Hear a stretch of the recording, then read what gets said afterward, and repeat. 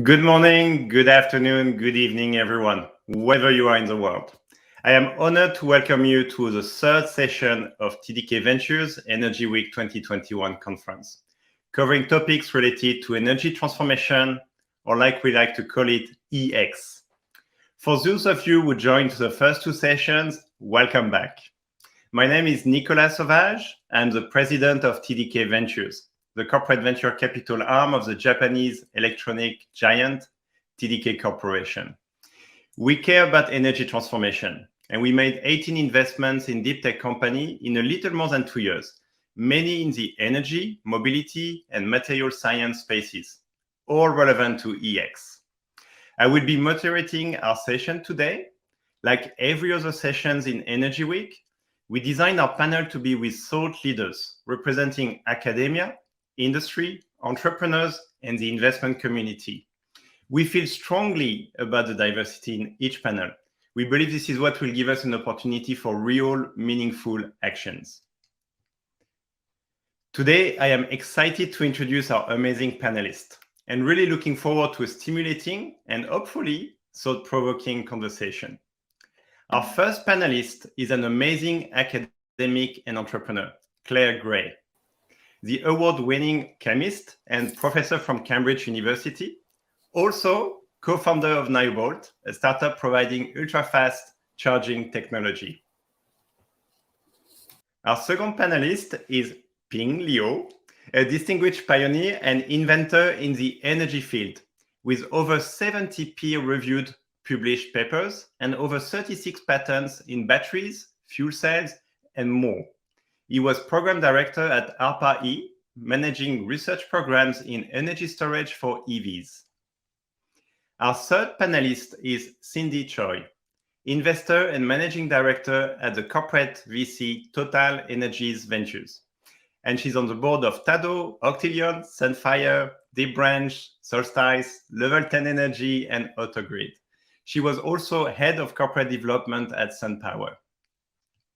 Our fourth panelist is Doron Myersdorf, entrepreneur, co-founder, and CEO of StoreDot, pioneer and leader of extreme fast charging battery technology for electric vehicles.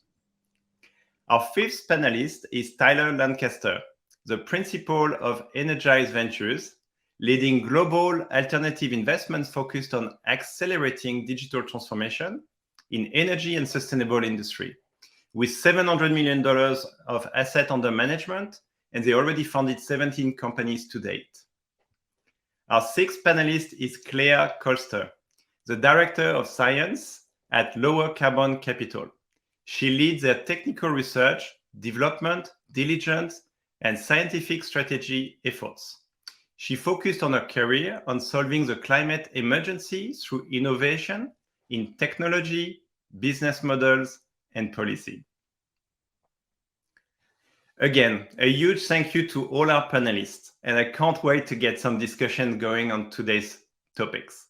But first, let me review the agenda for you today, as well as some background on the topics we will be exploring and how you, the audience, will be engaging in today's conversation. After the quick intro by yours truly, we go into 80 minutes of in-depth discussion with audience engagements focused on two high-level starter questions. And we will finish with 30 minutes of open Q&A with questions from you.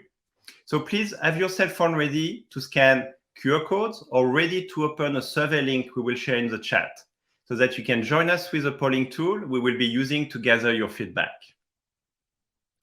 Now, to briefly frame today's discussion about charging, safety, and grid, I'd like to show a few topics we will likely discuss today, depending on our panelists and you, our audience. Fast charging, wireless charging, battery swapping, charging infrastructure, electrode structure and cell design, V2G and V2X and other smart grid applications. As now, and as a last step before kicking off today's what I expect very energetic discussion, a final reminder for how the forum will go. We will be focusing our discussion on charging, safety, and grid around two key guiding questions. The first discussion will be focused on the most impactful innovation in charging, safety, or grid that can be realized in the next 5 years, The second discussion will be focused on the most challenging innovation that will disrupt the market in 10 years. Our hope is to have diverse opinions, maybe, I hope, even contrarian views, and aim to uncover what cutting-edge technology trends, business model, and innovation that the energy industry should really be paying attention to. The answer from our panelists should fuel, pun intended, the initial discussion. We will then shift gear and have an opportunity for you, the audience, to get involved. The first way to do this will be with your votes on the answers provided by our panelists. Be sure to have a phone or browser ready to vote. Let's get started. Dear panelists, please see the link in the chat at the right-hand side of your screen and click through to submit your answer to what you think is the most meaningful innovation to be realized in the next 5 years in charging, safety, or grid space. So let's see if we have quick answers coming in. This will be very fast indeed. So the first one is about a device, whether it's a car, phone, or robot, that can be charged so quickly that we no longer worry about charging. Maybe we don't even call it charging by that point. Technology to streamline, permitting an interconnection of EV charging infrastructure on the distribution grid. I have a guess of who wrote this one. Extreme fast charging, XFC. Okay, this one I know who it is. Charging your electric car fully in 5 minutes. Increase V2G, enabled by control systems, battery state estimation, and drop-in power. Electronics cost, batteries will get faster. BMS integration, and V2G becomes a reality. Very nice. Thank you, all panelists. This is time for you to join back. Very good. We have everyone. So who wants to start by this topic of charging a device quicker? I think, Doron, you should go. Well, the chemistry of the battery is actually the bottleneck of charging. Because we all use, at least in lithium ion, we use graphite in the anode of the battery. And graphite is limited in terms of its resistance, its ability to diffuse the ions, the lithium ions fast. So lowering the resistance of the entire cell, but mostly on the anode side, because when you charge, all the ions need to be pushed very quickly into the anode, which is the negative element of the battery. With graphite, there is a limitation of actually doing this fast. And, we all remember what happened, for example, to Note 7 a few years back, where it was, really a safety concern to start using high power charging for small devices. So today there are alternative technologies that mostly replace the graphite as the active material in the battery. And we have shown it a few years back with the germanium. This was our first generation where we actually charged the phone in 30 seconds. So this is definitely feasible. By the way, when we put the clip online of charging the phone in 30 seconds, we had I think it was 3.2 million hits in 24 hours. Just people wanted to see, this wonder of how you actually charge so fast. So this is real and this is happening. The problem with germanium is cost. Germanium is an element that is not rare, but it's about $2,000 a kilo because it's not easy to extract. It's mostly a byproduct of some coal processing. So germanium is really mostly as a technology stepping stone and the ability to demonstrate the capabilities of fast charging. But silicon, which is a very close cousin of germanium. I mean, if you look at the periodic table right under carbon, you have silicon, germanium, tin. All those are known to have high diffusion of the ions, lower resistance. The problem is that they swell. There is some expansion in volume as you charge because this is like a balloon. You get all the ions in and it inflates. And when you discharge, it deflates. And this motion actually creates some cracks and eventually kills the battery. So, the challenge for everybody and for us as well is to have some kind of protection or coating or some matrix that would hold the silicon in place as you fast charge the battery. And we are already demonstrating similar performance to the germanium with silicon. Now it's a matter of increasing the cycle life, because at least we are targeting the electric vehicle world and not any device. But in some devices, 100, 200, 300 cycles might be enough. But for a vehicle, you need 1,000 to 2,000 cycles of full charge, discharge of the battery. And this is the challenge. But it's definitely happening.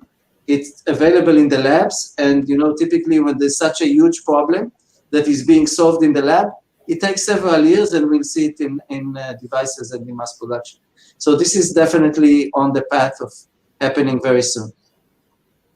Very nice. And maybe a clarification question is, do you see that as realized in 5 years in terms of at scale, or just in terms of proving this works and then can go at scale? No, we are already scaling. So we are producing thousands of samples to our joint venture in China. We're already shipping samples, but they don't have the full 2,000 cycles yet. We will reach that probably only end of 2022. So from that point to mass production, typically 2 years. So I think I'd say realistic mass production is 2025, which is in line with the 5 years horizon of mass production of fast charging. Very nice. 5 minutes. Thank you, Doron. And I want to hear from Claire, and she probably has a view on strategy. Yes, so our strategy is somewhat different. So it was interesting. The comment on silicon, of course, is the degradation issue. So it's not just about volume expansion and contraction. That volume and extraction exposes the electrolyte, and so you worry about stability. So the Nyobolt strategy is to move up slightly higher in voltage, which then means that the lithium plating issue becomes a non-issue. You move into a stability window of the electrolyte where there's very little electrolyte degradation on the anode.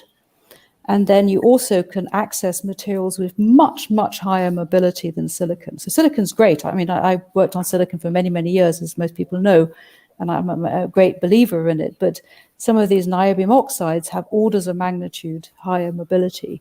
And so then you can really get very, very rapid charging. They're also much more stable at high temperatures, so that you then not worry about going up to 60 degrees. This electrolyte stability window means that you open up and you can get different electrolytes. You're not sticking with the same electrolytes that you might have for a graphitic anode.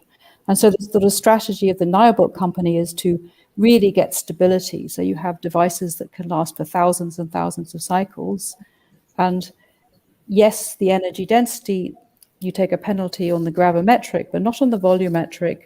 And if you just change the paradigm to almost instantaneous charging, then you can tolerate slightly smaller batteries, and ultimately the batteries become more sustainable.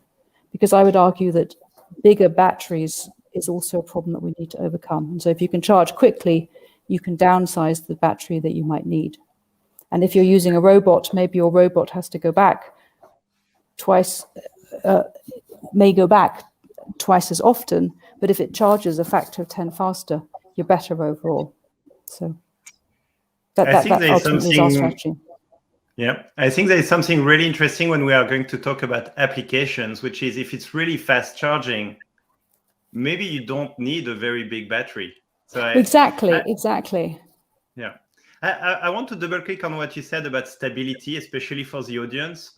How does it seems intuitive stability translate into safety? Can you double click a little bit on how stability really helps with safety? Well, there are two issues. One is there's the stability of the different components, and the stability of the anode and the cathode are very important. And that then translates into lifetime. But then there are also stabilities of the electrolyte, which then can result in gassing problems that could result in safety issues. But I mean, in this our strategy is to, in terms of the lithium plating, which is the graphitic issue, and the silicon issue, our strategy is a slightly different one, and that would be to operate at slightly higher voltages along the lines of an LTO cell. So I don't know if that's answering your question. But It does, and it's more granular than just assuming that stability is just safety. I would like totally. I mean, stability really is, in the first instance, it's lifetime. And then safety. And safety is often a number of coupled phenomena. And during session 1, we talked actually about lifetime and the importance that you have safety that will continue for a long, long time. Otherwise, you're just not helping the problem. I would like to hear from Ping Liu. What do you think about what's just been discussed? And maybe you have some different opinions. No, actually, I have the same opinion as Claire, since we take a very similar approach with time fast.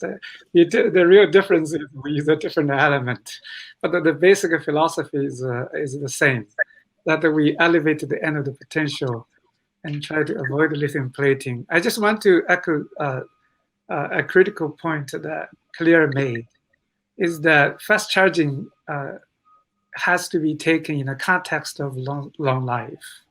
And those two things very often are closely linked. And since the topic for the forum is about vehicle grid interface and charging infrastructure, so in the long run, from the point of sustainability, if the world is flooded with vehicle, to have them sitting around for 93 to 96% of the time doing nothing doesn't really make any sense. The elements we're not digging up more elements every day. At least it's not a great idea to dig up elements every day. So fortunately, just like what Claire explained, in many of the compounds, the same scientific reason that gave us fast charging, if we have fast diffusivity, small structure change, also give us very long cycle life. So the downside, of course, there are very few systems that can do this. So I think Claire and I are working on 2 of those. Very nice, very nice. Now I would like to move to our investors. So this session is special. We have quite a few of them. So who wants to maybe touch on the application side of fast charging? When do you think it's needed, and when do you think it's not needed? Yeah, I'm happy to come in here, and maybe I just want to follow up on some of the earlier comments. In that I highlighted BMS integration as being a critical part. Obviously, the materials are extremely important in getting fast charging to be safer and more feasible.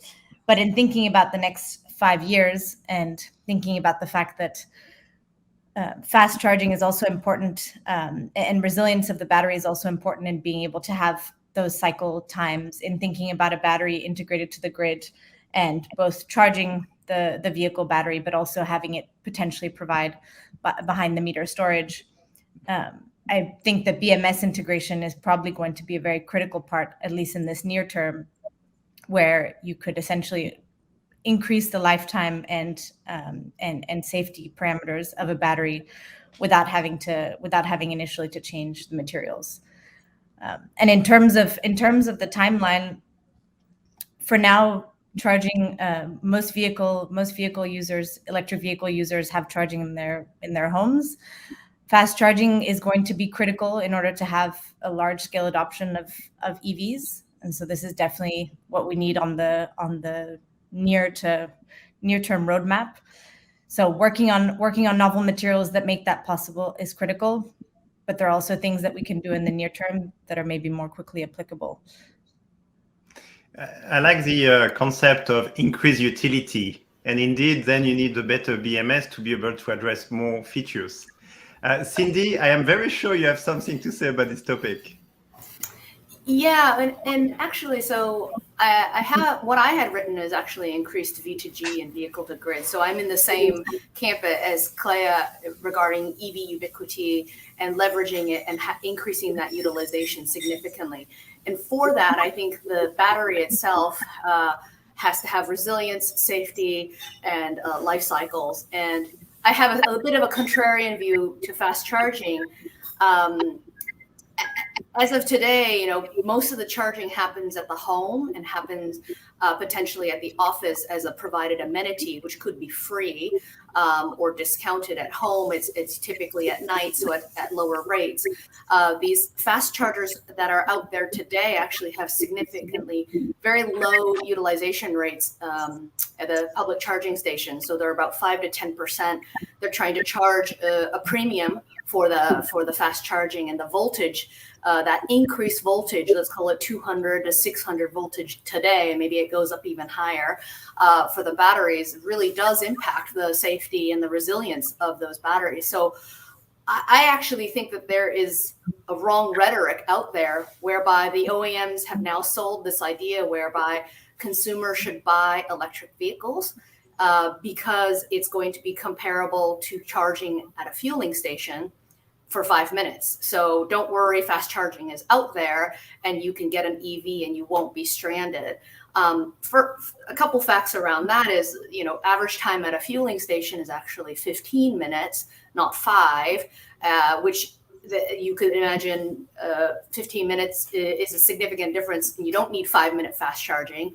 And then the second case is the vehicles today are increasing in terms of the mileage.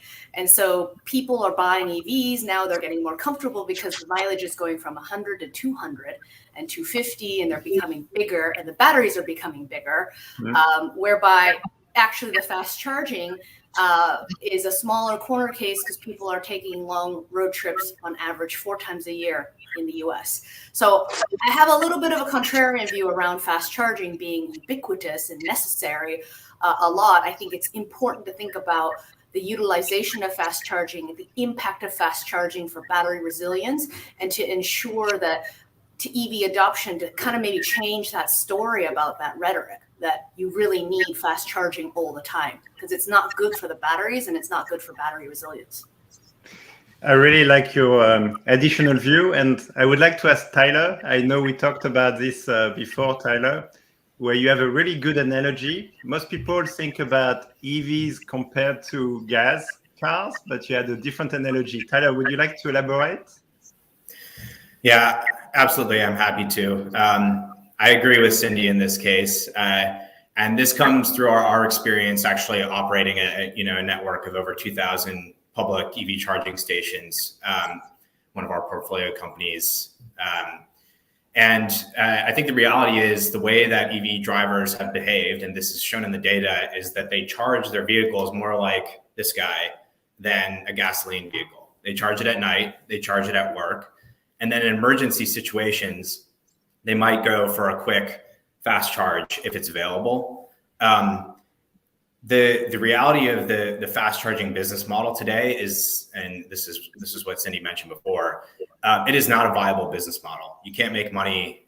You can't make money in fast charging. Now that can of course change with higher utilization rates, the ability to charge higher electricity rates on a $1 per kWh basis for those business models, which I think is being explored. And then really optimizing the cost side of the equation by integrating battery into those installations. And then of course, technology advancement, which folks have talked about. I think that, maybe 10 years from now, my view might be very different. But the sheer reality is on a pure kWh delivered basis, almost all of the electricity going to electric vehicles today is at home or office. And fleets are a completely different topic. And I think actually a fantastic use case for fast charging where willingness to pay is extremely high. And the business case is very well defined. And I think you're seeing that with some of the moves that, fleet sharing companies and other operators of fleets are, establishing partnerships in the fast charging space. But the reality is, in terms of boots on the ground, businesses that are actually operating EV charging networks, happy to integrate fast charging when it makes sense, but for the most part, it's a niche application right now. Thank you, Tyler. I think today we are blessed to have someone from Cambridge, UK, where they are taking the lead in this space. Claire, would you like to add something? Well, I just wanted to push back a little bit on the sort of the models on fast charging, and I think your point on fleets is a really good one. But if you're looking at it from a UK perspective, where And in an EU perspective, where only electric vehicles will be sold from 2030, you have a massive population who don't have driveways and don't have garages. And so the US model of a car sitting overnight is not one for the rest of humanity. And so I'm not going to sit here and say that the Nile-bought batteries are going to save the planet, but I think we have to think more flexibly about charging. And there will be people who will have to go and rely on charging points and very quick access, because there's going to be no other way. And so I'd like to think that a business model will develop that will enable a larger fraction of humanity to drive electric vehicles. And I take your point totally, Cindy, on stability, on fast charging, and that's why we're trying to develop. And I'm not saying we're the solution, but that's why it's very important to build more resilient and robust batteries that may be cheaper. They may not have the higher energy density, but will actually survive the fast charging requirements, because not everybody has a garage and a charging point. And so we do need to take that on board in our view of the world. Thank you, Claire. Ping Leo, I think you wanted to add something. Yeah, I just want to say that some of these sort of apparent disagreement is mainly probably our understanding of the definition of the timeline. Like, what does the 5-year mean? So then in the near term, obviously, the fundamental logic behind right now, a lot of the concerns expressed about whether fast charging is needed or even is a thing, is because my personal view is that the lithium-ion battery put in a car today was not developed to serve this purpose. The primary driver is to lower the cost, give you enough range, so that somebody will go buy it. Having the fast charging or last forever, or to serve the grid was not part of the design metric. And this way of thinking will not continue. It cannot continue, just like what Claire was alluding to. If we really believe in EV future, this single-minded design philosophy driven by the automotive OEMs will not work. They have to change. So I don't think that there's a fundamental disagreement. It's mainly, even Tyler alluded to, perhaps in 10 years there will be new battery chemistry that will change how we think about these things. So I think it's mainly a matter of at what time scale we're looking at this. I really like what you said, and it adds to the points earlier about increased utility, increased features.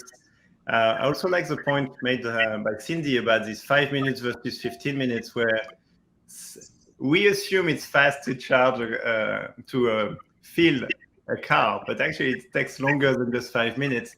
And maybe on the psychology, Doron, do you want to maybe comment about your experience on these 5 minutes? Yeah, so over the last, I think, 100 years, people have been charging, have been fueling their cars in 5 minutes, right? I mean, you go into a fuel station, 5 minutes, you buy a cup of coffee, have a little break, and off you go on the road for another 100, 200, 300 miles, doesn't matter, what size of tank you have. This experience is what's driving the adoption. If we can somehow replicate the fact that, in 5 minutes, you're off again on your road, and you don't need to worry about, getting stuck on the highway or sitting hours in a charging station.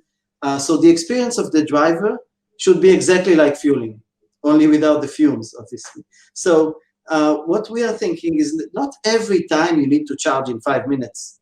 And by the way, we won't start the first implementation in 5 minutes, not because of the chemistry of the battery, but because what we know is going to be available in terms of the charging stations. Because we need 350 kilowatt, maybe 500 kilowatt. For a Tesla, let's say Model S, you need a megawatt to charge in minutes the car. So that won't be available, for another decade or so. So definitely there's going to be a gradual increase in the miles per minute that you can actually get at the charging station. Also, when we talk about the economy and the whole driving force for fast charging, you need to think about the forecourts, all the stations that are already out there with the massive retail business that they already have, they cannot afford, let's say, for example, BP, British Petroleum, right? They invested in StoreDot. Why? They have 18,500 stations, gas stations, that in a decade will become obsolete. They have to repurpose everything for fast charging. Because if the car sits there, let's say in the center of London, it sits for an hour, then the whole model breaks, right? The retail shop cannot make money, and the real estate model doesn't hold. So fast charging has to happen, and I totally agree with Claire. It's you know, people don't have garages everywhere. Especially think about China, right? They have high rises. You have 1,000 people that need to charge, whether it's the scooter or the vehicle. They don't do it in the garage. They don't do it even in the parking. They do it in stations. So battery swapping, like NIO is doing, is one solution, and it seems to work to some extent in where you can actually invest in the infrastructure. We tried it in Israel, by the way, like 10 years ago with Better Place. Didn't work because the investment was very massive, but it seems like NIO has a better model. But for the most part, people just need to know the psychology of the 5 minutes, that they don't need to do it every time. They just know that when they go on a trip, even if it's 4 times a year, this is the reason they don't buy the vehicle. I'll tell you a story about my boss, my previous boss, Dov Moran. He's the inventor of the disc on key flash drive. He had a Better Place car. And when he heard that I'm doing these batteries, he said, "Oh, you can take my car and play with it." I said, "Why? Aren't you driving it?" He said, "Listen, you know, I'm driving all day, going between meetings, and then at 5 in the afternoon, I get home. I get a call from my son. He's at soccer. He tells me, come pick me up. I tell him, no, now I'm charging. Cannot pick you up. Because just for this reason, he's not touching the vehicle. So it's the psychology of being able to get in 5 minutes the range that you need, even though you don't do it every time. The battery needs to be able to do that. Although you could wonder if it was a convenient reason in this case. Yeah. Claire, I feel like we are building a lot on what you had said. Would you like to comment more? Yeah, I mean, I would just like to follow up on, answering Doron's and follow up on some of Cindy and Claire's comments. So, I mean, Doron, I hear you on the psychology, but I think to Cindy's point, this is really a paradigm shift that we need here, and we need to change the way that people think. I think one important thing to note is that, and Claire, I am actually originally from London, and I'm very familiar with the big city life and the lack of garages there. But charging a vehicle is not the same as refueling an internal combustion engine. Real estate within the vicinity of any refueling station is inherently lower cost because of the hazard that causes. Whereas charging a vehicle does not have the same level of hazards, hopefully, as a refueling station. So I think one important point to note is that we don't need to be thinking about the location of that charging in the same way as we're thinking about petrol stations. And that leads to the point that, you know, Doron is making about the oil and gas companies. And I think that's kind of the sunk cost fallacy, where, you know, they have this infrastructure, sure, and they're going to lose money on it, but is that, you know, that trade-off will be at the benefit of future investment. At least that's what in my opinion. And so we need to change some of that thinking. Maybe we don't have a petrol station the way that we do today to refuel our cars. And, you know, I'd love to hear the panel's view on wireless charging. My understanding is that is very far from today, but maybe there's something about that can unlock some of the convenience around charging in different locations and removing this thinking around the centralized fuel station. At the end of the day, if you have a car, whether you're in a big city or in an American suburb, you need to park your car somewhere. So thinking about that setup, I think is really important. Thank you, Claire. I think we will park the wireless charging for the next session. I'm guessing it's more on the 10 years than the 5 years.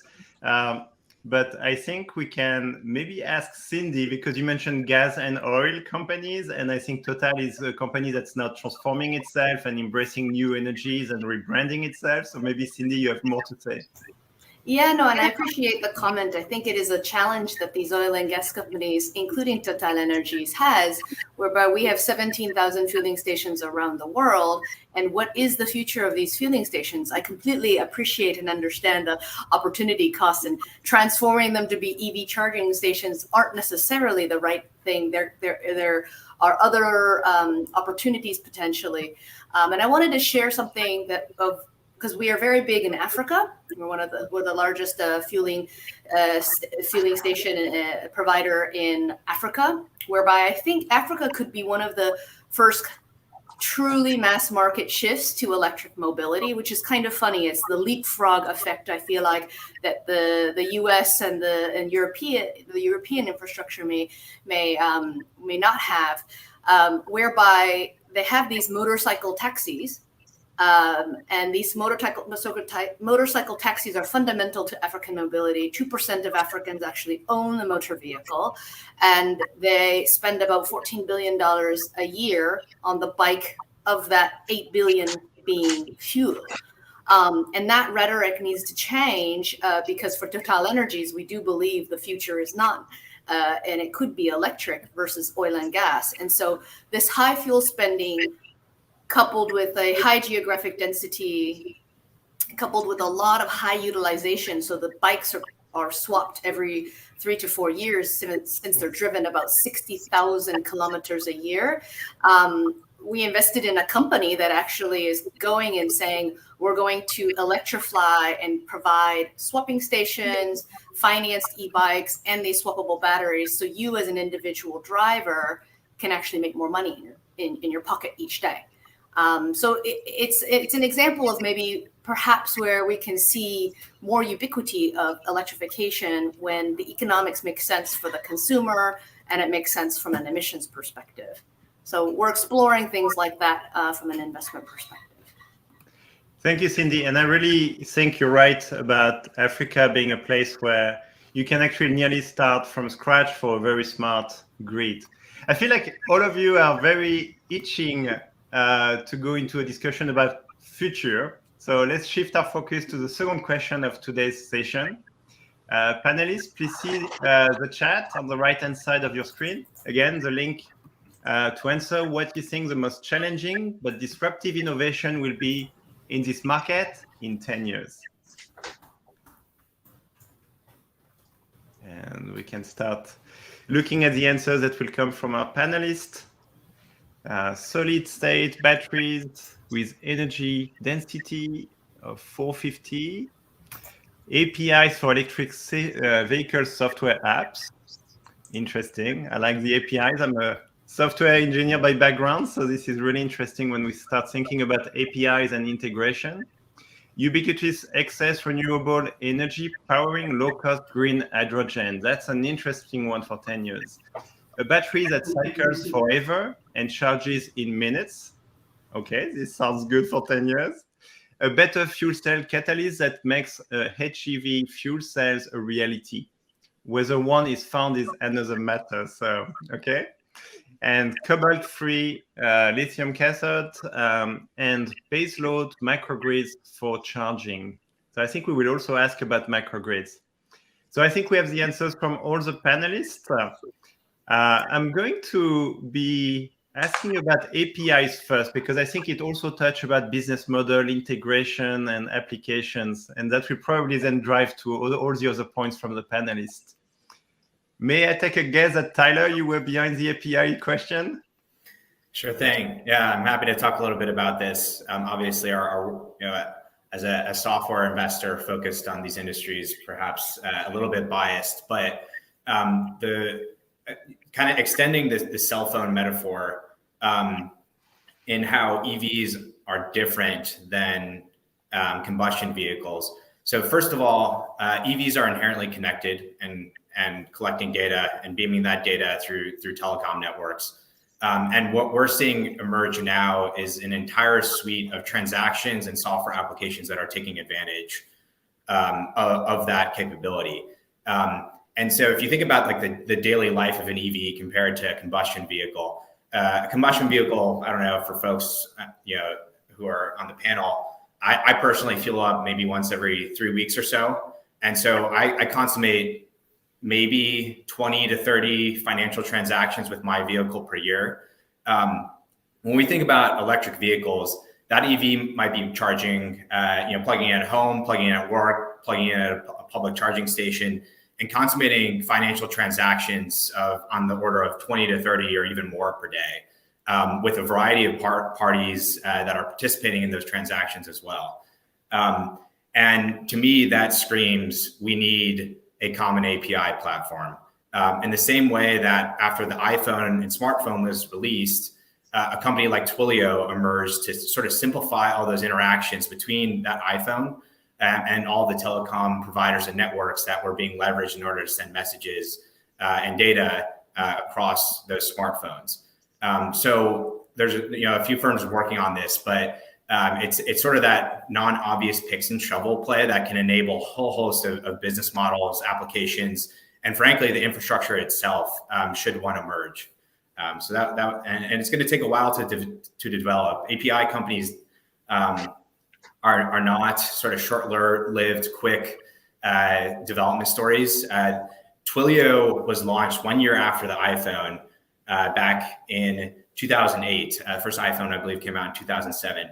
It took 10 years for them to become a public company, which was, I think, in 2016 or 2017. And they are now a $70 billion company that many people haven't heard of. So for all those developers out there, we're looking for that next API platform to emerge in this space. Very nice call to entrepreneurs. I think Twilio is a good analogy because before Twilio, every app companies and websites had to reinvent the wheel and do it again and again. And so there's an opportunity here clearly to have the infrastructure, the APIs, to be able to enable companies to innovate on what they can be innovative on. I would like to hear one more investor talking about this topic. Claire, would you like to comment? Sure. Yeah, I mean, I hear Tyler's point for sure. I think that also goes back to maybe my comment on BMS and the multiple utilities for batteries. We really need to be, rethinking. One, the grid is going to need to, at least in the U.S., presumably triple or quadruple in the next few decades to be able to serve the level of electrification that's needed for decarbonization and the path that we're on. So that means that however much demand response and distributed energy resources we can have, we should leverage. And that inherently also means that we need very good management systems for our batteries, both for the safety aspect of things, but also in terms of being able to interface with the grid, with electricity markets, and have all of that work smoothly. So, if anybody has a genius solution to that, I'll call out a company that we work with called Enode that are based in Sweden. They're based in Norway, but they're a bit of a remote company. But that essentially would create an API for utilities to have visibility on EVs being charged in homes. So kind of like your Nest for EVs, and so you are able to have flexible load and really reduce that weight on the grid in terms of increased electrification. Very nice. I nearly feel like there's opportunities for both increased efficiency and effectiveness and enabling more innovations. Maybe Cindy, the last point of view from an investor before we move to the rest of the panel? Yeah, I actually think APIs for EV storage hopefully is not a 10-year pathway. It's something more on the 5-year side. There are companies, as Claire mentioned, her portfolio company, that are already tackling bits of that. We have a company, AutoGrid, that is also becoming the platform and integrating these devices on behalf of the grid. And clearly, as EVs become, hopefully, as we all believe, that become more ubiquitous and more mass market from an adoption perspective, a cost perspective, that there is the ability to leverage those, as I called out before, V2G is something that I have believed in for 15 years, and hoping that if EVs actually do become quite prolific, we can leverage that as something that's not necessarily utilized for 97% of the time, like vehicles are today, we can also utilize them for resiliency and demand response for the grid without building more infrastructure and assets. So I actually hope that the APIs on EV software is broader than that and actually is something in 5 years or less. Thank you. It sounds like all our investors are ready to open the checkbook for this. So this is really good for the entrepreneurs listening in the audience. I would like to hear from Claire. Oh, you're on mute. Yeah. Sorry. I just wanted to make a very different point. So I agree with all that's said, and I sincerely hope that the APIs are faster. But if you look at the size of the grid, there's somebody who's not muted. The size of the grid to meet the 2050 goals within Europe are going to be a factor of 2 if we're not smart. Sorry, a factor of 3 if we're not smart, it's a factor of 2 if we're smart. And this is not only going to require this massive integration, there's going to be tremendous security aspects. And that's not security in terms of so simple credit cards, it's about whole of the countries going down. So I think this is a tremendous and massive opportunity for people, but it's also going to need retraining. So as the academic, there's going to be a lot more mathematicians who are going to have to be involved, and computer scientists to actually get that grid coordination done. So I think it's a really important area.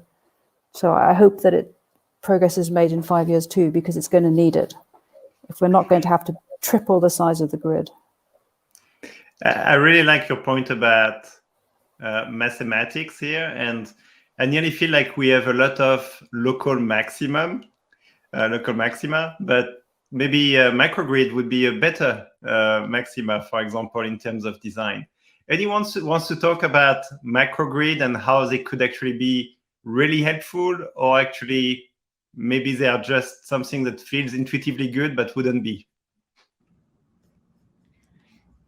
I'm happy to provide a brief comment, just because I'm the one who put the microgrid comment, and I think that just feeds into the previous question around, or the previous topic around fast charging, whether that's 5 years or 10 years. Regardless, that requires a huge pump up from the grid, a huge drawing on energy, and I think that in thinking about realistically, at least in the places, at least in perhaps North America and Europe, where our grids are pretty extensive, microgrids can be very helpful in reducing that additional pull, and I think thinking about what kinds of miniaturized technologies, baseload energy, potentially nuclear microreactors, but also other things, of course, like solar and battery integration, or potentially hydrogen fuel cells. Those are the kinds of things that we can think about in terms of actually being able to develop widespread fast charging stations, and then probably most importantly in places where grid access is more scarce. Microgrids are likely to be a very critical portion of having charging stations, if that's the way that we go. Thank you, Claire. I would like to hear from Doron, both on the microgrid, whether it's something you think a lot about or not, and then moving into maybe the chemistry, like solid state and maybe cobalt-free cathodes. Can you start with the microgrid and then expand on the chemistry side? You're on mute, I'm afraid. I think, sorry, we've discussed several times in this panel the need to rethink the models, and I think the grid really need an overall rethinking, because the grid was not designed for these peaks of charging, whether it's even slow charging, but mostly fast charging. When people go to work or at 8 a.m. or they come back in the afternoon, the grid cannot support what is going to happen in charging. Like if you think about Oslo, for example, where you have 30% adoption already, there's a new charging anxiety. People are worried, that as they get closer to the charging station, there's going to be a huge line of vehicles want to charge, or they need to sit there for 2 hours before they get home. That's a charging anxiety. So the grid needs to be able to support high power, 350, 500 kilowatt stations, And the only way to do that is with some buffering. Now, buffering can happen with second life batteries. It can happen with microgrids. It can happen with vehicle-to-grid connections. But I think all these solutions will have to be in place, and various strategies will have to be implemented around the globe in order to start supporting the huge adoption of electric vehicle that is coming over the next 5 to 10 years. So I think definitely microgrids will play part of it, but there's going to be a host of solutions for leveling up the requirements from the entire grid. Now, regarding solid-state batteries, and I know there are some companies out there that are claiming that it's really around the corner, maybe next year, we'll start seeing vehicles with solid-state batteries driving 1,000 miles, and they have many cycles. I don't believe that. I mean, we've been working also on solid-state batteries for a while. There are many, many challenges with solid-state. I'll just name a few of those, and mostly the interface of solid-to-solid movement of ions, where you need to move the ions not through a liquid like in a normal battery with the electrolyte, but you need to move it through some solid electrolyte. And you have actually 4 of these interfaces in one solid-state battery, because you need it from the anolyte to the active material of the anode, then to the separator, which is solid, and then back to the catholyte and to the active material, let's say NMC or nickel-rich or manganese-rich, whatever cathode you're going to have. Each of those have not been solved. Especially it has not been solved for fast charging. So yes, you have some lab prototypes of 4 layers, maybe 10 layers, of 30 by 30 millimeters that can demonstrate very slow charging at room temperature of some prototype. But the gap from that prototype to a vehicle that can actually deliver a user experience that is reasonable and at a reasonable cost, because these factories need to be built. That this is not the existing capital equipment that we already have out there. So building a factory is 3 years, even if you're Tesla, it's 2 to 3 years, and then ramping it up and getting to the right yield and to the right cost of, let's say, 80, 70, 60. These are the numbers, dollars per kilowatt hour. Who knows? So I think this is for the next 10 years. This is something that should happen. It probably will happen, but it will happen much, much slower than what people think. And first, I'll make a comment as an investor, which is around the corner in our hard tech space. It's probably 5 to 10 years anyway. It's not like a mobile app. But also, I think we should be talking about the impact on the planet. How can solid state and this new technology really help in terms of sustainability? Well, first of all, you will need fewer of these battery cells, because the energy density jumps, let's say, from 300 to maybe 500 watt-hour per kilogram. Then you need less of these batteries. Plus, if they can cycle, like we mentioned many, many times, thousands of times, then you don't need to, dispose them so quickly, and they can live, for, let's say, 10, 15 years instead of 3 to 5 years today. So that's one big help. The other big help is the elimination of cobalt, obviously. That is happening, by the way, regardless of solid state. But in solid state, it has to happen because we need to replace the cathode anyhow.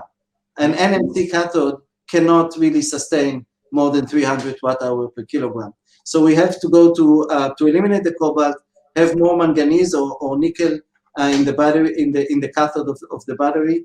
But this is still in development. So that helps the planet in the sense that less batteries that you need to dispose, less materials that you need to extract from Earth, but most importantly, less materials such as cobalt that have many issues like child labor and really geopolitical problems that can actually create wars. And this is the new oil, right? So there's going to be a war over the batteries. So we need to make sure that at least, in some disadvantaged areas, we don't keep jeopardizing the stability there. Yeah, on a serious note, I think there will be wars around this for sure. I want to ask Ping Liu and then Claire. I think, Claire, you were the first one to comment about the size of the battery, and we shouldn't look at making them the same size, but making them smaller. But Ping Liu, could you share your thoughts about what Doron just explained? Yeah, I just want to comment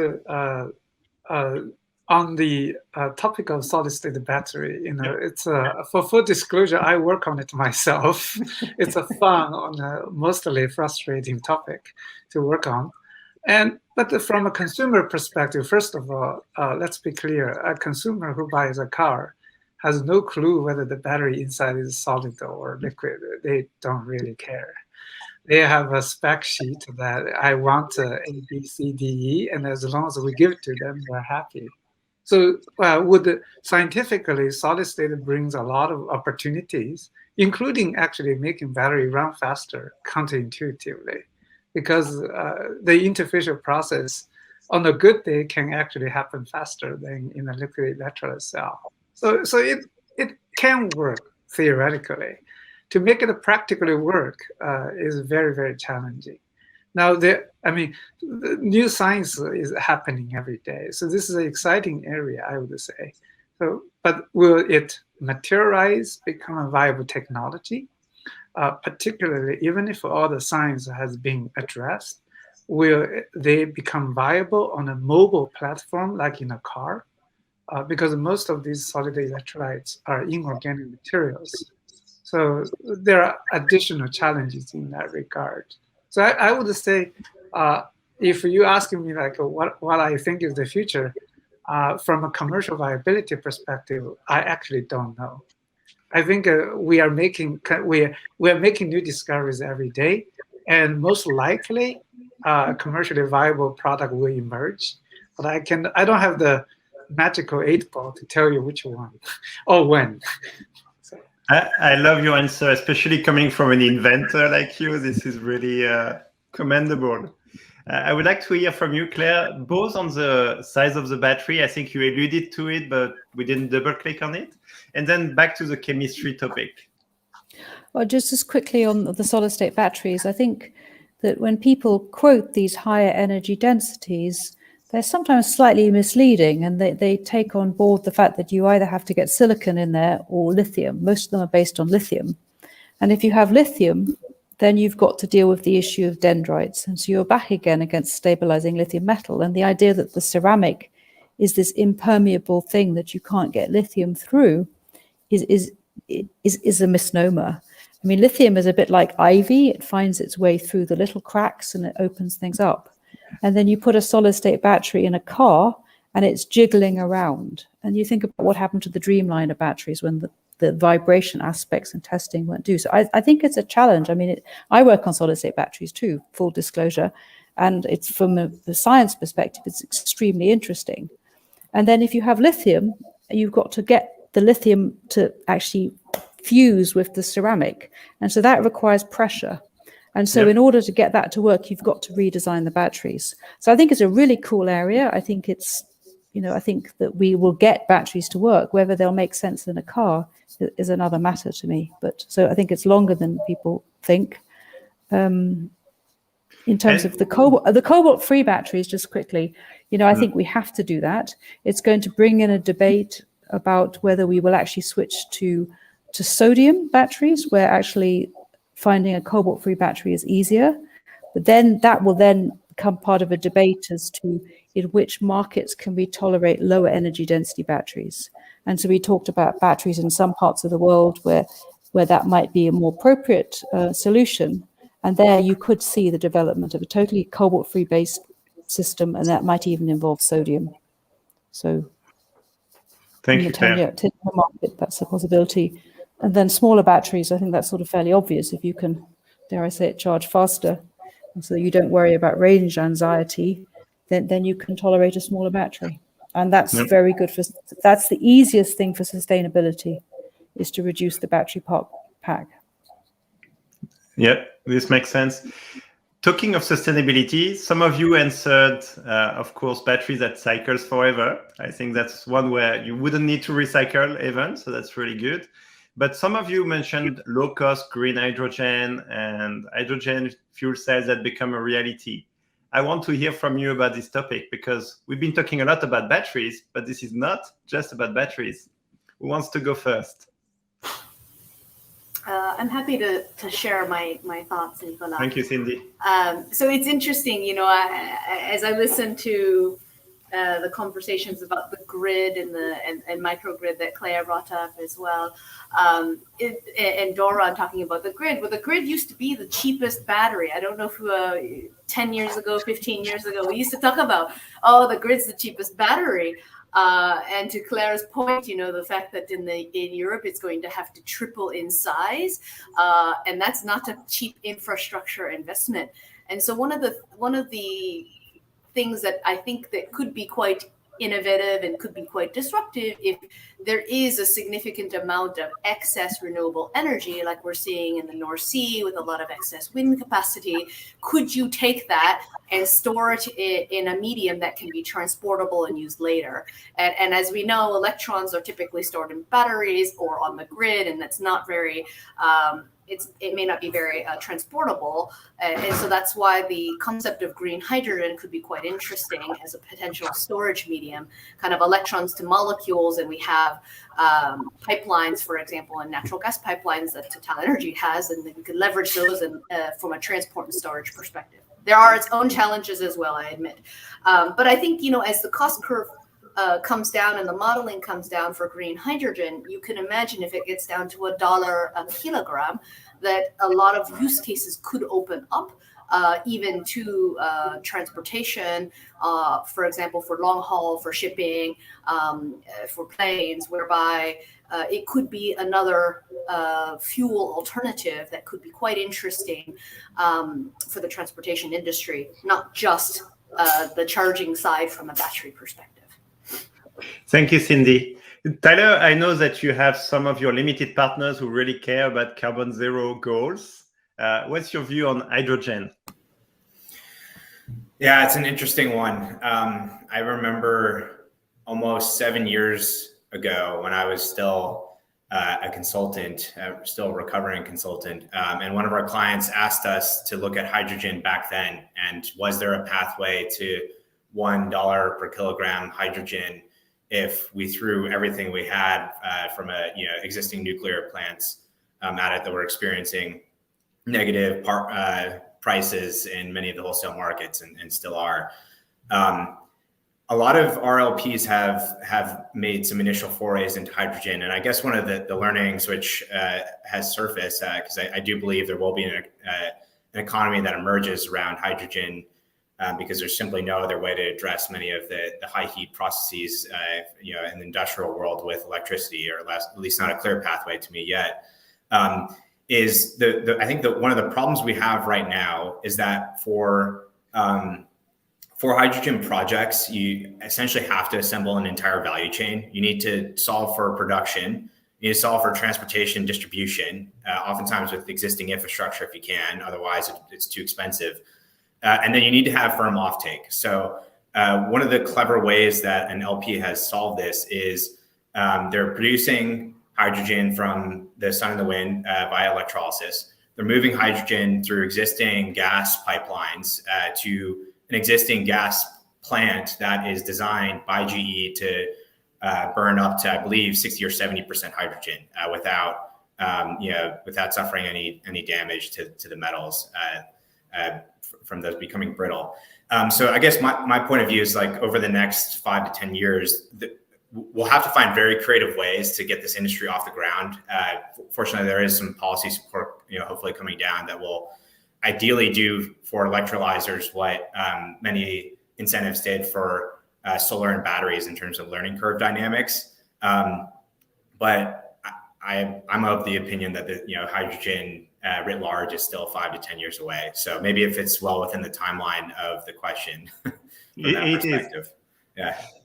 Great. Thank you, Tyler. I think we should ask the third investor. Claire, what's your view? Yeah, I mean, I guess both of those comments are great. I'd like to just briefly comment that there is a huge industry today for hydrogen, and it's pretty dirty, as we probably all know. Most of that used for fertilizer production, and of which only a few percentage of that hydrogen demand is actually made via electrolyzers. But there are definitely some edge cases, potentially in aviation, potentially in heavy industry, where there might be a future in which hydrogen could be a critical path for decarbonizing those. I think it's really important to initially focus on decarbonizing the existing demand. But to the extent that people are working on novel electrolyzer materials and configurations that can achieve higher efficiency, but also very importantly, not too dissimilarly from batteries, electrolyzers also require a whole slew of materials that are difficult to access and very expensive, and that make it challenging to scale. I think there's a lot of work to be done there in getting electrolyzers and green hydrogen to achieve the kind of costs and scale that it would need. And to all of the earlier points, for electric mobility to really take off on a very, very universal scale. Similarly, for hydrogen to take off for transportation, you need the infrastructure, and right now there is no infrastructure associated with hydrogen refueling. And I think the challenges around locating hydrogen are a lot greater potentially than electric charging because of the flammability and hazard around that and the requirements for storage. So just putting those comments out there. Again, we're all ultimately wanting to get to a net zero path, and for that you need a lot of different solutions, and there are challenges in the way. Thank you, Claire. And I'm going to double click on you because I don't think it's obvious to everyone. I think in the audience maybe, but and the panel for sure, but it's not obvious hydrogen is green. And could you double click on the electrolyzer and why this is the way to go? Yeah, sure. I mean, so currently hydrogen is produced mostly via a process called steam methane reforming, where you essentially reform natural gas, and the result in very simple terms is hydrogen and CO2. There are options for that to be retrofitted with carbon capture and storage. And well, I spent 4 years researching CCS, and while in some cases that might be a viable solution, I think that ultimately we need to, as much as we can, move away from relying on natural gas. I know that that's probably going to be a little bit of a contrarian view, but to the extent that there are a lot of different points in the natural gas supply chain that are challenging for the environment and in terms of their global warming potential, that mean that CCS in and of itself is not the only solution that you can rely on. So to that said, that alongside the fact that in theory we're getting much better at generating electricity from renewables through solar PV and wind, and electricity cost is going down by enormous amounts. Obviously, there's a huge amount of energy shifting that needs to happen, but that has otherwise been the main barrier to electrolysis being deployed at large scale, because electricity costs were never as cheap as they are today. And so in that path towards decarbonization and part electrification, I think electrolyzers with green electricity are a very key component of that. Thank you. That's really, really nice explanation. And I'm going to ask Claire to comment, and then we will move to the audience polling. So for the audience, get prepared. Claire?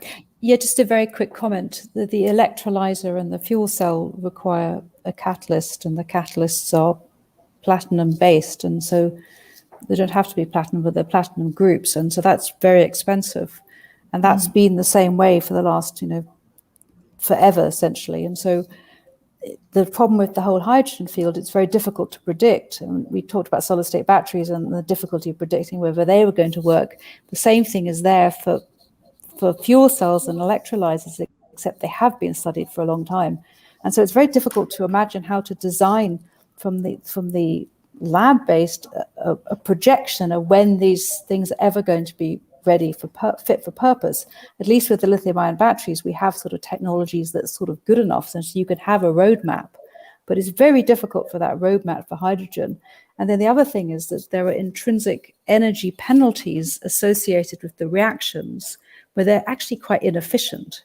And so again, when we talk about trying to be efficient, that they're not going to be very effective. And so when then you think about an HDV, so I was the one who put hydrogen in the response, how do you think about reducing emissions through the fleets of lorries when we can't actually get a time frame for when a fuel cell will be ready and the batteries are so large? And so I think that's a massive challenge coupled with the fact that energy storage of hydrogen is very inefficient. And if you think about trying to do storage for a boat, you're not going to do hydrogen, you're going to have to do ammonia.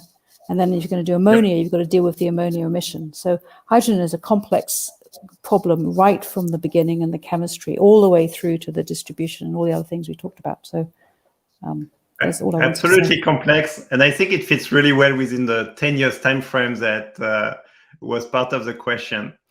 Okay, time to open up the floor to feedback on this discussion from our audience. So now is the time to get your phone ready, to scan the QR code, or your browser ready, as you will be able to vote on the answer to each discussion point that you thought was the most exciting or interesting. So as you see the QR code come up on the screen, you should also be able to see a link on the chat section on the right-hand side for the audience to go to the polling page. You will be asked first what industry sector you are joining from so that we have a view about the answers afterwards, and followed by a new page, so stay on the same web page, where you can vote on the panelist answer to question 1 that you found most interesting. And stay on the page because we will ask later question 2 on the same page. So don't close your tab. Okay, so let's have a look at our audience. So we have startups, entrepreneurs, and investors. Other, okay, so this is starting. Okay, some from the industry, catching up, very nice. So it looks like the investors were very eager to answer the QR code the fastest, and now the industry is catching up. We have 15 seconds left to answer for the audience. I don't have a lot of academia. I was expecting more from the academia to be joining the audience today, but industry, startups, entrepreneurs, and investors are very well represented. So the voting is closed, and you should be able to, in the same page, be able to answer the next questions. Okay, so let's see. So this is where we need to really increase the size and see who is answering what. So we have fast charging device, streamline permitting, extreme fast charging, V2G, and BMS integration. I can see that it's spreading quite nicely. Fast charging device is taking the lead. BMS integration is overtaking. It looks like the lead is between fast charging, extreme fast charging, and BMS integration. So actually, if you were to combine both fast charging and extreme fast charging, this would be a strong lead. I think that's going to make many of our panelists happy. V2G is taking a comeback, very nice, and that comes from entrepreneurs and investors and others. Extreme fast charging is really taking the lead on the investors. So most of the investors believe in the extreme fast charging. Oh, wow, this is really going fast. 10 seconds left. BMS integration is actually very interesting. It's really widespread across academia, industry, investors, entrepreneurs, and others. Okay, the voting is closed. So I'm going to ask the panelists to comment. If we can go back to the answers of question 1, please. Oh, this was the question 1, sorry. So let's move to question 2. Okay, very nice. So stay on the same tab and you can go ahead. We have 1 minute to give the answers. Okay, API is taking the lead first.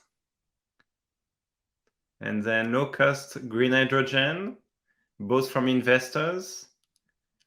All right, Now it's getting through all the answers, including solid states, low-cost hydrogen, battery charges. Okay, we have good diversity on the low-cost green hydrogens, including from entrepreneurs, investors, and industry. Solid state is really for investors at this point. Okay. Green hydrogen taking the lead. APIs making a comeback with very nice diversity from all across the industries. So I don't get a lot of love for cobalt-free and hydrogen fuel cell. Okay, just as I said, we start to get some love. That's nice. 10 seconds left. And so far, the low-cost green hydrogen is really taking a lead with APIs just behind. So the discussion we had probably influenced the answers.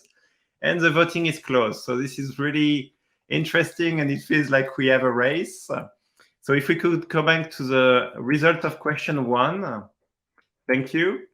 And extreme fast charging. I nearly feel like I should ask, let's go with Doron first, especially when you see the majority of investors wanting extreme fast charging.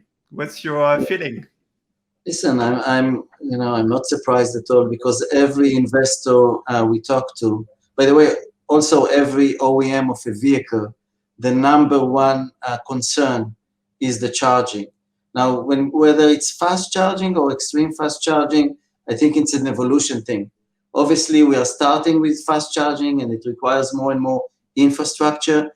As the infrastructure matures, you would need chemistries that can actually sustain the high power charging for long life and for safety. And this is why extreme fast charging is maybe longer into the 5-year horizon. But definitely, without fast charging, we won't have mass adoption of electric vehicles. It's absolutely critical for the whole global adoption of electrification is to have fast charging. Otherwise, it's inconvenient and people won't adopt it. Thank you, Doron. I want to give to anyone who wants to jump on the results and maybe answer what was the most surprising. So Doron was not surprised. I want to hear who was most surprised.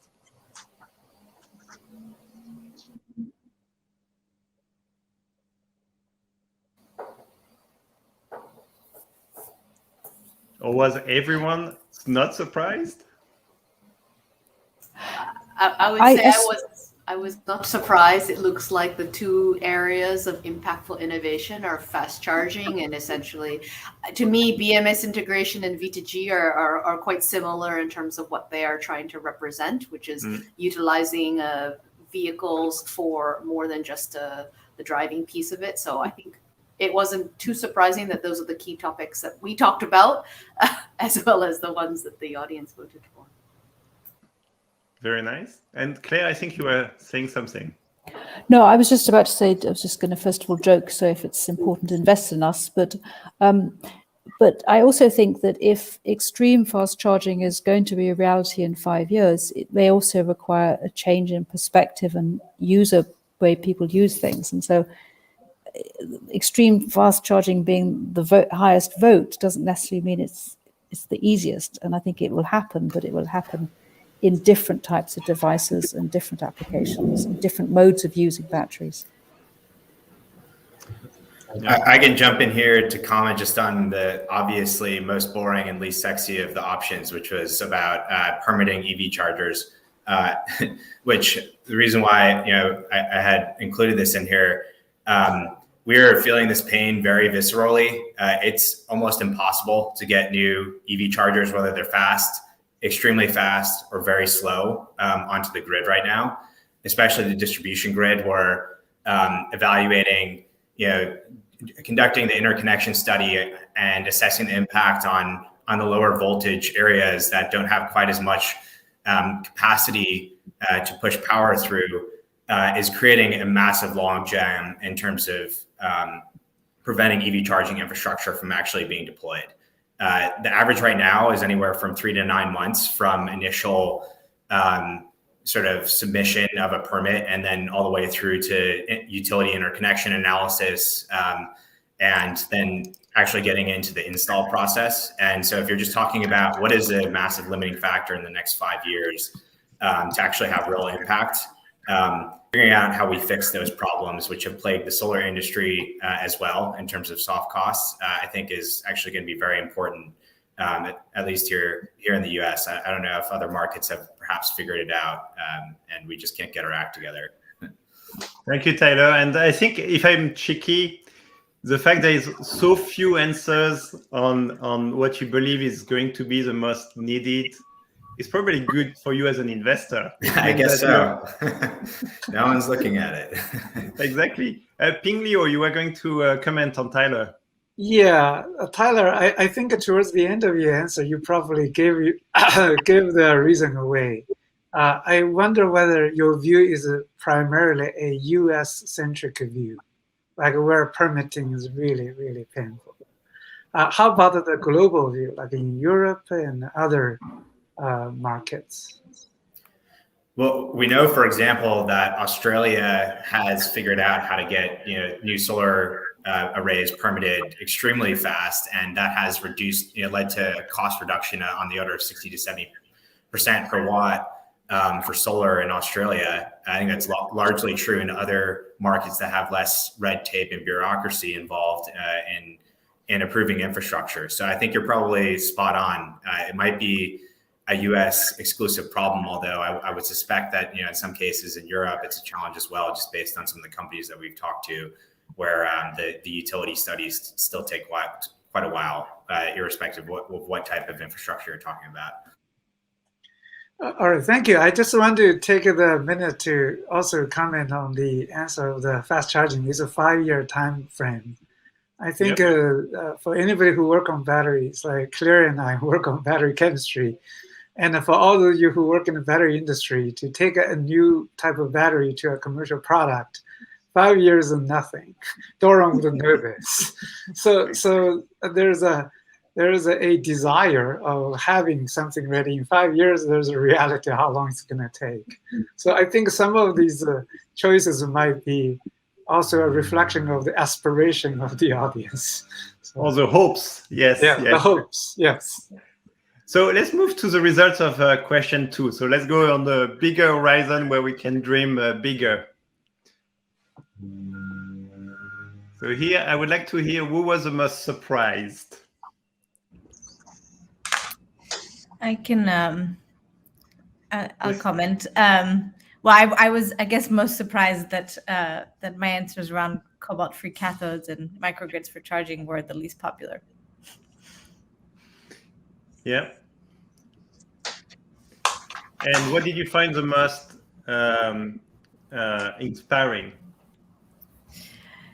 I'm gonna flip that question and maybe highlight the fact that solid state and low cost green hydrogen were the most were two of the most popular. I think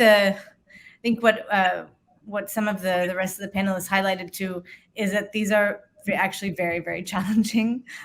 So while it's great that a lot of the people here are working on at least the solid state side of things, to Claire's earlier point, and perhaps slightly contradicting my own, low cost green hydrogen I definitely think is in the horizon, but the materials challenge and system challenge around integrating hydrogen need to be top of mind, and a lot needs to happen for us to get there. So it's in the horizon, but not without challenges.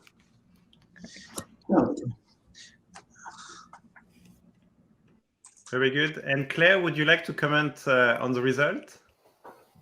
Yeah, I'd like to comment on the cobalt-free cathodes, because I think that comes back to this thing about aspiration rather than reality. And I just personally believe that we have to do cobalt-free, and we're essentially doing cobalt-free in the form of lithium iron phosphate.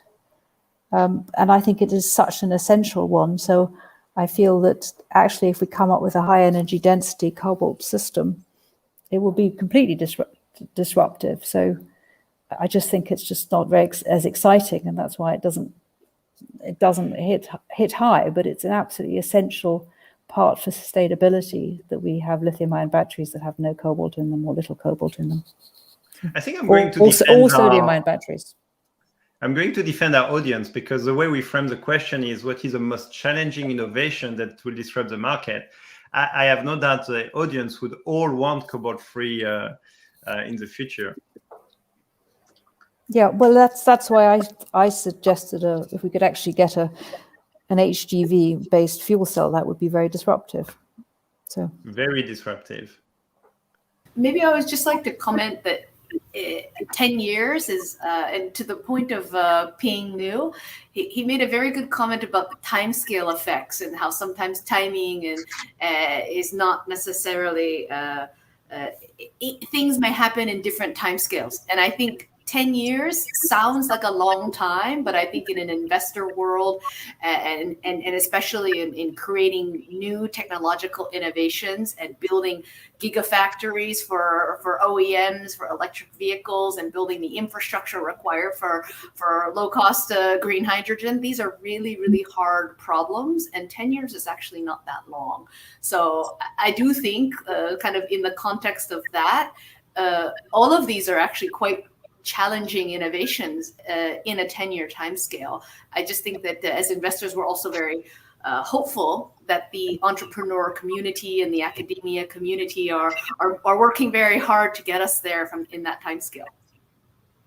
Yeah. Anyone else wants to comment about the timescale itself? Yeah, I totally agree. StoreDot started 10 years ago when I discussed the 30 seconds clip of the phone charging, very quickly. We are 10 years later, and in these 10 years, we basically managed to take it into a large form factor and, do some experiments of vehicle integration and scaling up some prototypes.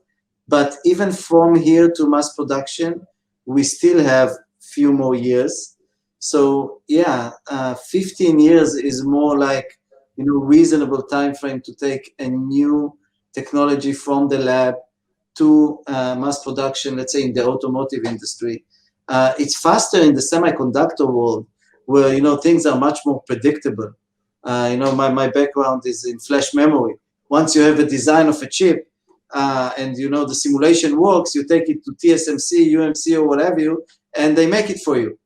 But if you have a formulation of a new cell, how to scale it up, the fact that it works here and it doesn't work in China, now go figure why it doesn't work. There's so many components and additives and molecules and mixing and humidity issues and what have you. So there's 15 years is actually more likely to take such a technology into the market. Yeah, thank you, Doron. I will take one more reaction before we move to the audience Q&A. So Nicholas, if I may, since we have been sitting here for over an hour, it's time to start some internal war. So I will put you on the spot. So since you wrote the question, so as an investor, I like you to provide a definition of 10-year. What do you mean by 10-year? So is it that, in 10 years, you as an investor will get your money back, or 10 years we got a commercial product, or 10 years our commercial product is showing promise to actually address the real issue? Like, what does actually it mean? I love this question. So let's do a fire response here. Tyler first. Let's hear yours first, Nicolas. Okay, so 10 years would be, it returns my fund in 10 years from an investment, which probably means it's probably in the lab or already in prototype phase today. I like Cindy putting me on the spot. This is really nice. So now, Cindy, you're next. I'm sorry, Tyler, but now we go back to Cindy. Of course, right?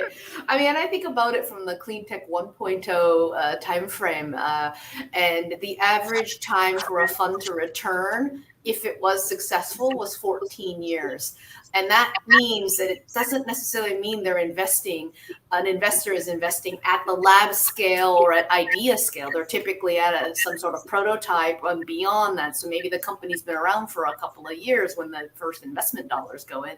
And if you say from a Nicolas perspective, it's when the funds return, and the average fund returns were 14 years, you know, now we're talking almost about a 20-year company to get to the fund, the exit. And perhaps today you're saying there's more opportunities for IPO and more opportunities for M&A, and people are acquiring earlier. So you could reduce that time scale a little bit in terms of when the exit is and whether that is actually 10 years. But I would say, 10 years to return a fund is still ambitious and would be considered, I think, a success.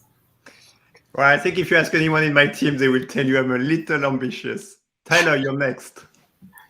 I mean, I can barely get our investors to think about a 6-year investment horizon, relative to a 2 to 4 when they start asking about what's going on with the portfolio. So, perhaps that's in part due to our investment strategy focusing more on asset-light businesses, but 10 years feels like a millennia to me. Yeah. So back to the question from Ping Liu, what does 10 years mean to you? So if actually I don't have to create any data point. If we study the history of, say, battery startups, I mean, it would take average, at least in the US, on that order, to produce what I call commercially relevant prototype, right, with enough data, independent data, to substantiate any claim, any potentials. So that would be, I mean, it takes, if my observation is right, 10 years is about the time each company has taken. Okay, I will ask Clea to close on this topic. Sure, and I was actually just going to point a question back to Ping Liu, but I'm not going to answer with a specific timeline. I would like to know, as an investor, if you do have a new battery chemistry, then what does that actually mean for the timelines to get that to manufacturing scale? And my guess is that today those things are different than they were 5-10 years ago. So I like looking at precedents, but at the same time, I like to believe in bending the curve, and I think that we can do that, and we probably really do need to do that.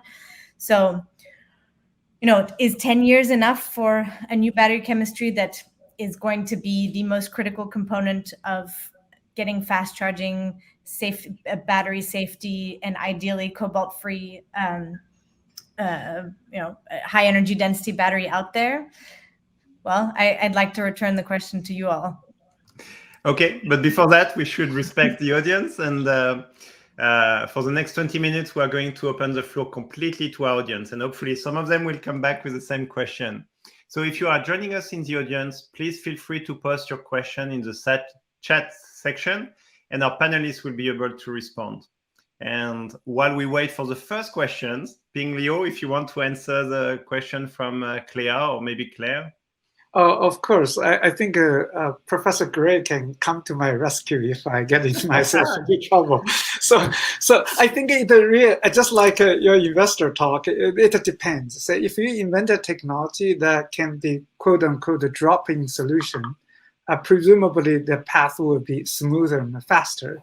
If you can utilize existing infrastructure, if you have to build an entirely different manufacturing process, then that would take a very different timeline. The additional element is where you are pursuing your innovation, whether you're surrounded by a robust supply chain infrastructure. If you are in the middle of that, things will happen. You walk across the street, you can get your prototype done, versus you build everything yourself. So it's really a complex question to answer. That's why I only pointed to historical data. So it can be faster, it can be shorter, I would say. Very nice. So we have many questions flowing us. So I will start with a very good one on energy density. Are these energy density numbers in the application or in a temperature control laboratory in a single cell sample? So if we talk about the 300 watt-hour per kilogram, this is what we have today with the silicon anode. We're talking about a single cell in a range of temperature -20 to +60 Celsius. And actually, this is the spec that we have received from our OEM partners. So we're actually designing to a spec that is sufficient in 2024 for mass production. Okay, so I will move to the next question about will hydrogen beat solid state in HGV? Here I'm expecting a diversity of opinions, so whoever wants to jump in first. Again, if this is for electric vehicles, is this specific? Yep. For electric vehicles, I don't believe hydrogen has much, competition with solid state. Solid state will definitely take over just because we are already putting the infrastructure for charging and batteries. These are huge investments that would continue with new and newer generations of batteries, post-lithium batteries, but not hydrogen, because that's a totally different infrastructure that may be required, and maybe for trucks, maybe in some niche markets, but not for the mass market. But HGVs are not a niche market. They're the heavy goods vehicles where you really have problems, and solid state batteries are not necessarily going to be the obvious solution. So I think the jury is out on this one. I'm going to be an academic and sit on the fence, but I don't necessarily see it solid state batteries that are going to be the solution. I think it has to be. Oh, go ahead. So it may have to be a redesign of the whole infrastructure of the roads, where you have shorter. If you're going to put a battery, then you're not going to do long distance driving of heavy goods vehicles. They will be over shorter distances, and then there'll be charging networks, or there'll be overhead cables. So HGVs needs a complete rethink that will either be a different network or a better catalyst and fuel cells. If I can add my little investor push in here, I agree with Claire completely, but I'd like to put in a ping for a company that we work with called Remora Carbon that have developed a mobile carbon capture device specifically for heavy duty vehicles, because currently there are not really whether it's batteries or hydrogen fuel cells, neither of those solutions today are really viable for heavy duty 18-wheeler type trucks that are traveling over long distances. So that's one to look out for. Thank you, Claire. Let's move to the next question from the audience. Are batteries with these types of very fast recharges always safe, and their lifespan changes? So it's me again on the extreme fast charging. I mean, this is the whole development. Why are we replacing the carbon with silicon? The reason is safety. We do not want to create the metallization or the dendrites that we have mentioned. And part of the development is to make the electrolyte and the whole system of the cell a safe environment. So the very rigorous testing that it's dozens of tests of nail penetration and drop and pressure and temperature that the battery would need to go through. But the whole point is to allow safer batteries. So far, we have not, the industry writ large, or whether you're talking about the existing chemistries that have been in the field or the new ones that are coming out going forward, I think we clearly have not done a great job of understanding how we plan to actually operate these batteries will impact both degradation and potential safety incidents. So I think there will need to be some form of like supervisory layer and standards that emerge, irrespective of what chemistry you're talking about, that can track and kind of take in data and create feedback loops to ensure that we are operating these batteries as safely as we can, because there's just like too many examples of false starts that have happened and are are creating the type of marketing that a nascent industry really does not need to deal with GM's recent recall and all the grid scale storage fires that have happened. So that would be my only comment on this topic. Yeah, so I think the next should be an investor, because we talk about false starts and the investments in the past. And Cindy, this is your chance for a contrarian view. It's funny because in terms of batteries for OEMs, the life cycle needs to be long. Whether it can take fast charging, it always has to be safe. So I think, battery resiliency and the testing that Doron was talking about are going to be critical. And there are so many different technologies today and so many innovations that are in the labs, which is fantastic, trying to replace the silicon anode, whether they're doing on the cathode, there's improvements on the electrolyte. And all of these, I think, are great potential innovations. But I think also from a lab perspective, and also solid state, sorry, I forgot to mention that, Ping Liu. But in addition to all of those technologies, you have to actually be able to manufacture them at scale at the low cost. So from an investor perspective, we see these great innovations that great companies and great entrepreneurs are working on, and then we have to kind of see the pathway and believe the pathway that this can get to the right safety, the right resiliency, the right life cycles, hit all the metrics, but also hit the cost and the scale. And it's a long path, and I think it's hard, and I really commend entrepreneurs that are working on this. We're definitely looking at all these different innovations and areas, and we try to help because we actually own.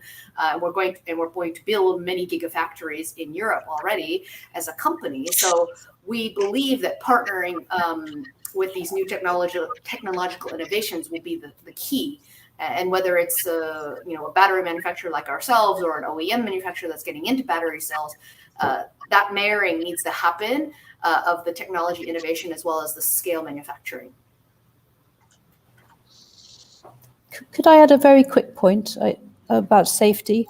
I think one of the challenges is we can do all these tests, but we're talking about millions and millions of cells, and you can't individually test every single cell.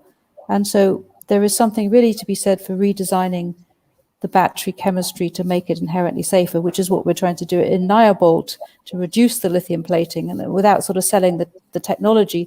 The point I want to make is that if you look at the previous instance in the past, like the Samsung Galaxy notebook, there were very few devices that actually failed, and you can't test at that level. If you sell 3 million batteries and you maybe you have to test a very high fraction of them to identify the failures. So there really has to be a reinvention of the technology if you want to get rid of some of the safety aspects. And that touch on what Cindy just mentioned about going at scale, which we haven't touched a lot. Yeah, exactly. So Claire, do you have some maybe academia mindset about where do you think the industry should be really looking into to address the fact that you have this safety must, but we need to make it work at scale, and this is a totally new challenge? Well, I mean, I think that's why. I mean, again, I work on battery degradation, and I think we need to be smarter in picking up degradation processes, safety processes, so that we can see them on the fly. Because it's not just safety in that first few cycles; it's the safety in the lifetime. So, and then we need to build that intrinsically into the battery design. So, our approach is to use a slightly higher voltage anode, but that's not the only way. Whether it's smarter separators, whether it's in onboard detection, better machine learning of signatures that would predict some sort of failure down the road. That all of this has to happen, and these are, at the moment, these are lab-based projects, and they need to be moved through into the marketplace. I think these are good pointers for the entrepreneurs in the audience. I'll take a few more questions from the audience. So one is, what will happen if all the cars are EV and all connected to the grid, so the V2G, getting involved in the energy storage systems, being charged, discharged several times a day, which actually makes sense in a way? Any concerns on battery cyclability and battery states of health? Because I will be happy to comment on this. Yes, please. like I said earlier, that it really depends on the design philosophy of the battery by the OEM. So if you design a battery that will meet your warranty requirement in terms of cycle life, and while minimizing initial investment, this question is totally legit. If you heavily use, that's why a lot of the OEMs today, they don't allow you to do two-way charging out of concerns for impact on battery life.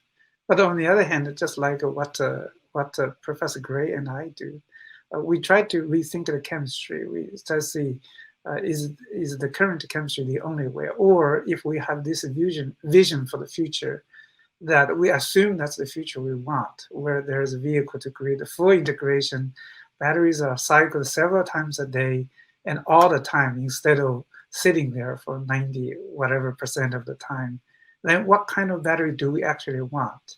That's kind of the job of academic, to think about these things. Every difficult question is an opportunity for us. Yeah. And it's a real opportunity today. You have GM clearly announcing their new cars or trucks, which is going to be two-way. So I'm sure the warranty will need to adapt for that. So assuming this is the future and EVs can go two ways, what do you think that means for the battery design? Can I ask a question to the investors about this? So I look at it from my perspective in Cambridge, where I don't drive very much, and I can't necessarily afford to have that large battery pack in my car sitting at home. But if I can use that to sell back, that changes it. So actually, people always talk about the degradation with the vehicle to grid charging. But I look at that as a potential way of making money and maybe justifying the bigger battery. And I know I'm contradicting myself, because I also think of smaller batteries and sustainability. But I think there is an alternative perspective where you can justify your bigger battery by selling it back, but selling your storage, basically. I want to hear from Tyler and Claire on this one. Claire, go ahead. Sure. I mean, yeah, absolutely. I guess in my view, that's definitely what the future needs to look like. I mean, the first part of that is what I mentioned earlier, kind of the API that has visibility on the state of charge and being able to use a vehicle's battery as a flexible load entity. But the second part of that is being able to actually provide what you'd hope to be some form of resilience, right? And I think, I mean, even if you have, in theory, if you imagine an area or a concentration of EVs, even if you have small batteries, in each of them, if you're able to manage them as a set, and if we get better at predicting behavior and providing incentives to alter those behaviors, then that can be really meaningful, both for creating value for the EV owners, but I think potentially even more importantly for ensuring a low cost and resilient grid that we can grow and decarbonize. One of the exciting elements of EVs and batteries as sort of the key component in an EV versus an engine is, I think we'll be able to actually design batteries for vehicles that are fit for purpose for a consumer's desired use case. So some folks will want that revenue generating asset that can sit behind the meter. It isn't highly utilized and can participate in the grid. Others might want the ability for a battery to really rapidly charge and discharge for performance purposes. So we're starting to see the OEMs kind of wrap their heads around that and begin to adopt software tools to help with those design decisions. I'd say still early days, but I think for almost a decade now, EVs have been from a product standpoint. Before Tesla emerged, it was essentially you were making a sacrifice and getting a product that was less performant than a combustion vehicle. I think we're right on the cusp of that beginning to change with all these new models coming out, and the ability to do pretty cool things with an electric platform that were not possible with a combustion engine. So as an investor, that gets me really excited, because that was largely not true for the past decade. If anything, it creates a new way of using batteries all the time, clearly ride sharing was an application mentioned for having cars driving all the time and being used, and this could be a really nice way to avoid wasting the battery not being used. Cindy, do you have one more point you would like to add to this? Yeah, I mean, I agree completely with what Clea and Tyler had mentioned. I just wanted to sort of add the comment that EVs are decentralized, and one of the things that we talk about is this major centralized grid with substations, and one of the benefits, I think, of both solar being decentralized and EVs being decentralized is that there are access points for both demand as well as resiliency, which gives consumers opportunities to make money, but also gives, I think, very, very importantly, on the grid resiliency side, if you think about how much money is spent on grid infrastructure to make sure it's resilient, to make sure it's significant and sufficient for the amount of load that's going to be there, the fact that we have decentralized batteries at many different locations on small, like localized nodes could be really effective as a stabilizer for the grid. Thank you, Cindy. I'll take one more question from the audience. Too many to choose from, so I will actually be unfair and choose one that's short to read. Is there an analogous paradigm, and hard to say for me, for EV as far as standard protocols? So I think protocols, like we've mentioned, safety is becoming a very critical element of the design of the vehicle. And definitely when you're going to fast charging and extreme fast charging, and you're sitting in a vehicle with an 800 volt system with 500 amps that are pumping into the vehicle, today you don't want to sit in this vehicle. Maybe you should go and have coffee, let the vehicle charge. So definitely new standards on the cooling, first of all, of the station, the cable, the connector to the vehicle, and then of course the active cooling of the vehicle and the pack itself. These are critical, and new standards have to come in place because the existing standards just do not support these rates whatsoever. This has been an amazing session. I really enjoyed it, and I'm sure the audience enjoyed it.